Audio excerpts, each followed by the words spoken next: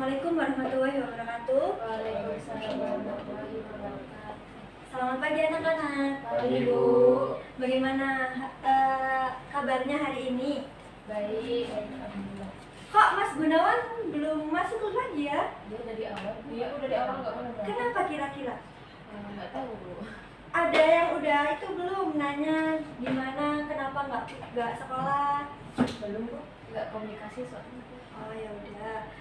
Jadi seperti biasa hari ini pada hari Rabu kita akan melaksanakan pembelajaran PPKN. Tapi sebelumnya kita berdoa dulu. Oke, Mas Salihin bisa tolong dipimpin berdoa. Untuk memulai pembelajaran pada pagi hari ini, berdoa mulai. Doa selesai. Oke, sebelum melaksanakan pembelajaran, Ibu present satu-satu dulu ya. Yang pertama Ulfa Khairatul Ummah, Dina Nurayu, Israfia Hasanah, Ahmad Salihin. Hadir. Oke. Gimana? Tugas kemarin udah selesai belum? Ada tugas, Bu. Ada dong. Apa sih, Bu, tugasnya? Uji kompetensi. Nanti tetap Ibu ambil ya pas terakhir pembelajaran, nanti dikumpulkan. Nah, udah ada yang belajar belum semalam? Capek. Capean. Iya. Banyak tugas ya? Enggak, ini baru Oke. bukan sampai mana. Jadi hari ini kita akan belajar tentang apa? Keberagaman suku ras, Agama dan antar golongan. Oke. Di sini kalian udah ada yang pernah belajar tentang ini belum? Mas denger dah paling nggak kayak suku atau ras atau agama atau golongan itu udah pernah denger belum? Seringnya baca sih. Ya boleh. Jadi apa sih yang kalian bisa yang kalian pahami dulu lah tentang keberagaman suku, ras, agama dan antar golongan. Bisa salah satunya aja yang kalian paham aja. Mungkin Saya, Bu. agama gitu. Saya Bu. Iya apa Mas Salihin? Di sini keberagaman suku, ras dan agama antar golongan itu karena Indonesia sendiri itu kan terdiri dari banyak suku, ras dan agama. Jadi ketika sesuai dengan semboyan kita Bhinneka Tunggal Ika itu kan untuk keberagaman yang mempersatukan kita. Iya benar. Oke, kita lanjut dulu ya. Nah, di sini yang pertama bangsa Indonesia. Ada yang tahu nggak apa sih bangsa Indonesia itu? Bangsa yang besar. Bangsa yang besar. Kenapa besar? Ya karena terdiri dari ribuan pulau. Ya, ribuan pulau. Mbak Dina sendiri dari pulau mana? Pulau Jawa. Oke. Ada yang tahu belum sekarang provinsi di Indonesia ada berapa? Ada 38. Ya, awalnya ada berapa tuh yang 34. 34, tapi karena udah banyak pemekaran ya. Pemekaran itu apa, Bu? Pemekaran itu jadi karena wilayahnya yang luas, jadi dibagi menjadi misalkan 2 provinsi seperti itu. Luas wilayah negara berpengaruh terhadap banyaknya keberagaman. Jadi karena luas wilayah Indonesia yang sangat luas juga kan, nah itu berpengaruh terhadap keberagaman yang dimiliki Indonesia. Salah satunya ya tadi keberagaman suku, budaya, ras, agama, kepercayaan, dan lain-lain. Nah, seharusnya kan kalau semakin banyak perbedaan itu membuat Indonesia menjadi pecah belah kan, apalagi luas wilayahnya yang sangat luas, terus perbedaan suku, agama, itu kan harusnya menjadikan Indonesia nggak bersatu, tapi malah di Indonesia menjadikan faktor yang membuat Indonesia menjadi lebih kesatuannya itu lebih. Nah, di sini untuk mewujudkan persatuan dalam keberagaman, masyarakat Indonesia perlu berpegang kepada prinsip-prinsip persatuan dan kesatuan. Nah, di sini prinsip-prinsipnya ada 4. Nah, ini prinsip Bhinneka Tunggal Ika. Dari namanya sendiri prinsip Bhinneka Tunggal Ika tuh yang kayak gimana? Prinsip Bhinneka Tunggal Ika. Gimana? Itu prinsip yang kita harus mengakui bahwa bangsa Indonesia itu berbeda-beda, tapi kita harus tetap satu. Bukan berarti kita beda kita terpecah seperti itu. Iya, prinsip Bhinneka Tunggal Ika ini mengharuskan kita mengakui kan bahwa bangsa Indonesia merupakan bangsa yang memiliki keanekaragaman suku, bahasa, agama, dan adat kebiasaan. Hal ini mewajibkan kita untuk bersatu sesuai dengan makna dari Bhinneka Tunggal Ika itu sendiri. Terus untuk yang kedua adalah prinsip nasionalisme. Nasionalisme itu apa? Cinta tanah air. Iya. Contoh cinta tanah air. Contohnya kita hari ini memakai batik. Ya benar. Penting banget sebelum nanti batiknya diklaim negara lain. Oh, sudah ya kayaknya. Sudah pernah ada kasus di Malaysia. Ya. Nah, ini adanya kesiapsiagaan dari warga negara untuk membela tanah airnya. Kita mencintai bangsa kita, namun bukan berarti mengagung-agungkan bangsa kita sendiri. Jadi meskipun kita mencintai tanah air kita nggak perlu mengagung-agungkan bangsa kita. Nah, nasionalisme Indonesia tidak berarti bahwa kita merasa lebih unggul daripada bangsa lain. Kita tidak ingin memaksakan kehendak kepada bangsa lain, sebab pandangan semacam ini hanya mencelakakan kita. Selain itu, tidak realistis, sikap seperti itu juga bertentangan dengan sila yang pertama, yaitu ketuhanan yang Maha Esa dan yang kedua kemanusiaan dan yang adil dan beradab. Yang ketiga, prinsip kebebasan yang bertanggung jawab. Boleh minta tolong dibacakan Mbak Dina? Yang mana, Bu? Yang ketiga, prinsip kebebasan yang bertanggung jawab. Prinsip kebebasan yang bertanggung jawab manusia Indonesia adalah makhluk ciptaan Tuhan yang Maha Esa yang memiliki kebebasan dan tanggung jawab tertentu terhadap dirinya, sesamanya, dan dalam hubungannya dengan Tuhan yang Maha Esa. Setiap warga negara memiliki kebebasan untuk melakukan sesuatu, tetapi bukan kebebasan yang kebiasaan. Namun kebebasan yang akan dipertanggungjawabkan di hadapan Tuhan yang Maha Esa kepada sesama manusia serta kepada bangsa dan negara. Terus yang keempat ada prinsip wawasan Nusantara. Kalian udah pernah dengar belum tentang Nusantara? Nusantara. Nusantara itu ibu kota negara baru sekarang. Nanti ya 2024 ya.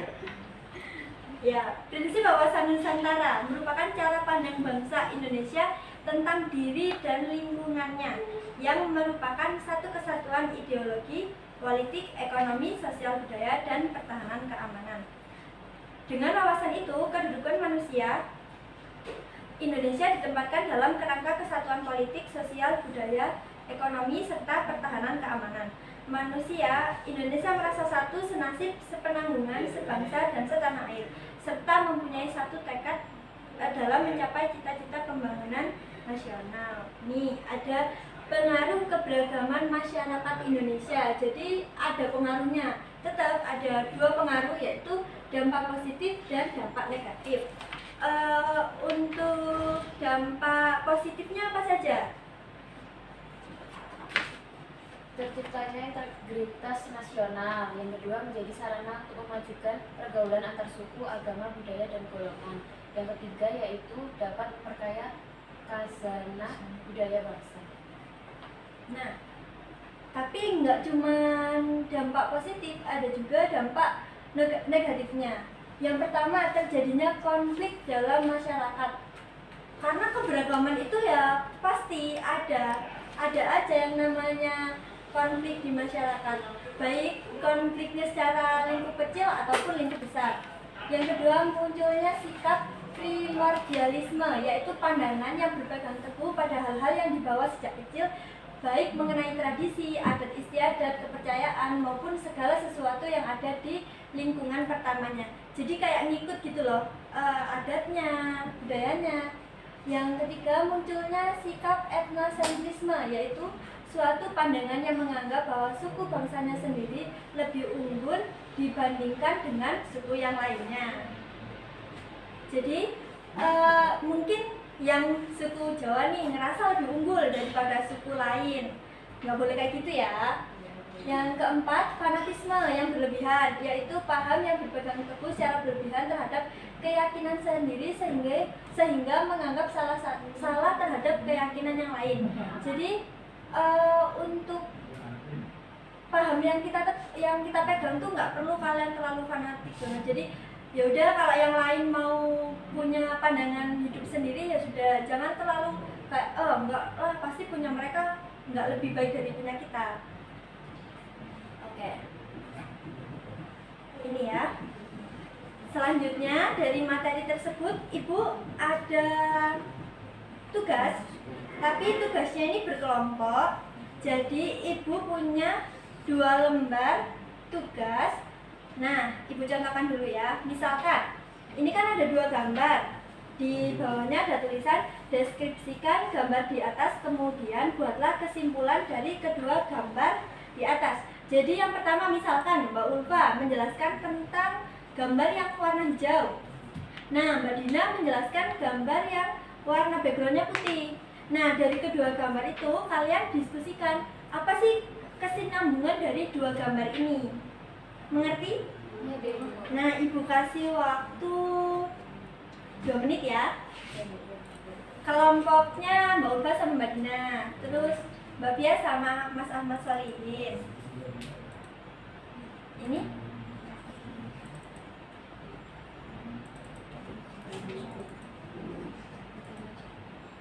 apa?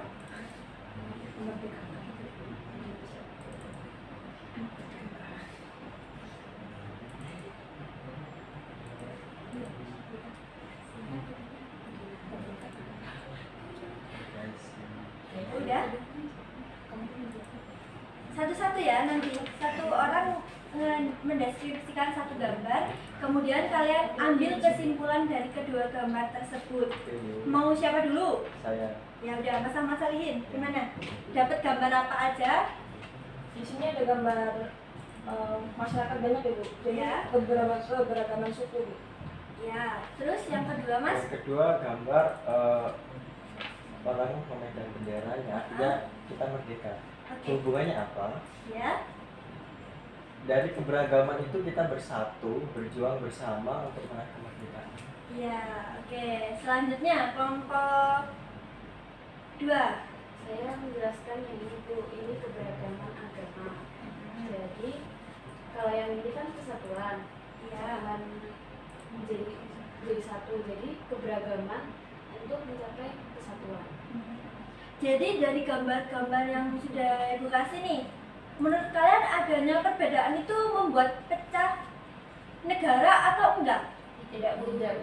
Harusnya enggak ya. Jadi perbedaan itu bukan pemicu untuk terjadinya konflik, harusnya, karena berbeda itu indah kok. Ya, indah sekali. Ya. Oke. Dari pertemuan ini ada yang perlu kalian tanyakan nggak, atau misalkan apa gitu Bu, tambah tugas gitu misalkan? Nggak bisa Bu. Ada yang ditanyakan nggak? Cukup. Oke, cukup. Oke. Tugasnya minggu depan kalian mencari gambar kayak gitu lagi. Tapi satu aja, kalian cari gambarnya, kalian deskripsikan di kertas folio bergaris, 1 paragraf aja per orang. Nanti dikumpulkan ya. Nah, untuk minggu depan kita akan belajar tentang arti penting kerjasama dalam berbagai lingkungan kehidupan. Oke. Ada yang ditanyakan lagi nggak? Tidak Bu. Kapan bisa? Apa? UASnya kapan? UASnya akhir bulan ya. Oke, karena waktunya sudah mau habis,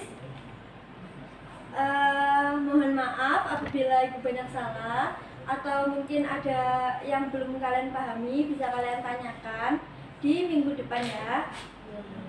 Sebelum mengakhiri pembelajaran pada pagi hari ini, alangkah baiknya kita berdoa tapi dipimpin ketua kelas. Ayo Mas Ali. Untuk mengakhiri kegiatan pagi hari ini, marilah kita berdoa. Doa susah. Ya udah, Ibu akhiri ya. Assalamualaikum warahmatullahi wabarakatuh. Waalaikumsalam.